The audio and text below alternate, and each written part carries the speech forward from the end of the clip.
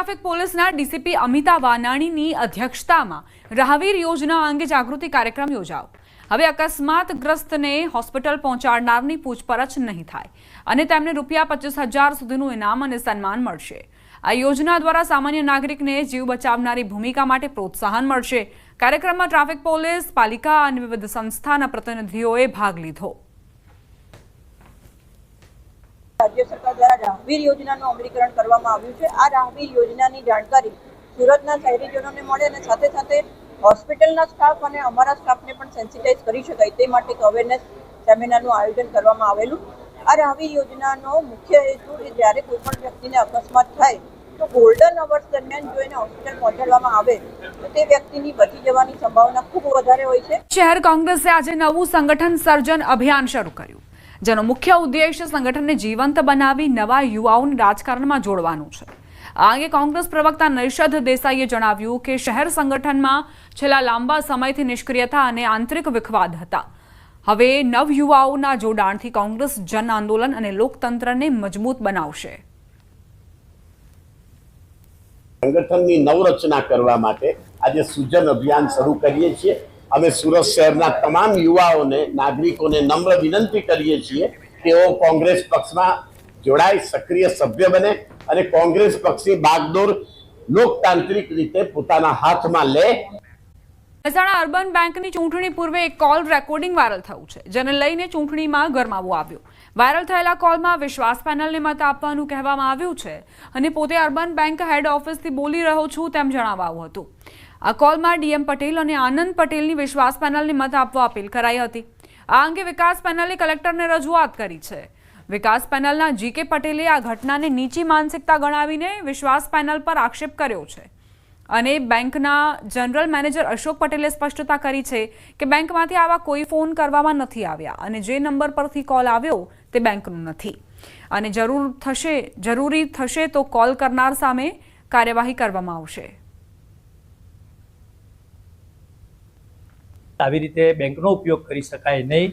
ચૂંટણીમાં ચૂંટણી તો લડવાની હોય, પણ બેંકમાંથી બોલું છું અને વિશ્વાસ પેનલને વોટ આપશો આવી જે વાત કરે છે એ તદ્દન વાહિયાત અને ખોટી વાત છે। એ નંબર બેંકનો નંબર નથી, કોઈ ત્યાં બીજા અન્ય નંબરથી ભલે બેંકનું નામ દેતા હોય પણ એ નંબર બેંકનો નથી ને બેંકની હેડ ઓફિસમાંથી આવો કોઈ ફોન કરવામાં આવતો નથી।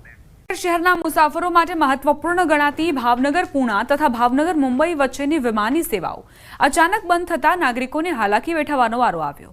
ઉડાન યોજના હેઠળ સ્પાઇસ જેટની ભાવનગરથી પુણેની ફ્લાઇટ શરૂ કરવામાં આવી હતી, પરંતુ હાલમાં કેન્દ્ર સરકાર દ્વારા ઉડાન યોજના બંધ કરવાનો નિર્ણય લેવાયો।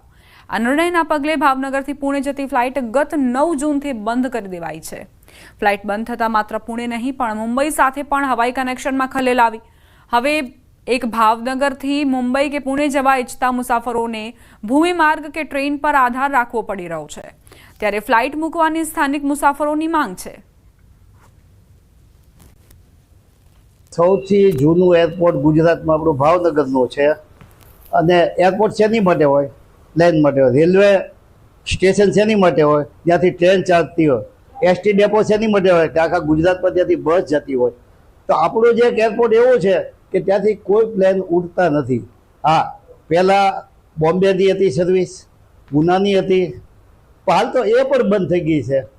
ભાવનગરની જે જનતાને જે લાભ મળવો જોઈએ તાત્કાલિક ધોરણે અત્યારે કેટલા બધા સમસ્યાઓનો સામનો કરવો પડે છે। અમદાવાદ સુધી લાંબુ થવું પડે છે, અમદાવાદથી એમને બીજી ફ્લાઇટો પકડવી પડે છે। इनका ये था कि इनका रोटेशन फ्लाइट होती थी और ये फ्लाइट्स हमेशा एक जगह से निकलती थी, जयपुर से फिर पुणे जाती थी, पुणे से फिर भावनगर, भावनगर से फिर मुंबई और ऐसे ही रूट से वापस आती थी, क्योंकि मुंबई सेक्टर अच्छा हमेशा लोड रहा है और अच्छा चलता है। और लेकिन इनको बंद इसलिए करना पड़ा क्योंकि इनको पुणे सेक्टर बंद करना था और इनको हो सकता है कुछ और प्रॉफिटेबल सेक्टर मिल गया हो, इसलिए शायद वो बंद करना चाह रहे थे। फिर भी हमारी कोशिश हमेशा जारी रही इस एयरपोर्ट के लिए। સુરતથી સમાચાર। દુષ્કર્મના આરોપી શિક્ષકની ધરપકડ કરાઈ। 16 વર્ષીય કિશોરી પર આચર્યું હતું દુષ્કર્મ। ઓનલાઈન યોગ શીખવતો હતો શિક્ષક। દુષ્કર્મ બાદ ઉત્તરાખંડ ફરાર થયો હતો। ઉમરા પોલીસે પ્રજ્ઞા ઓનિયાની ધરપકડ કરી છે।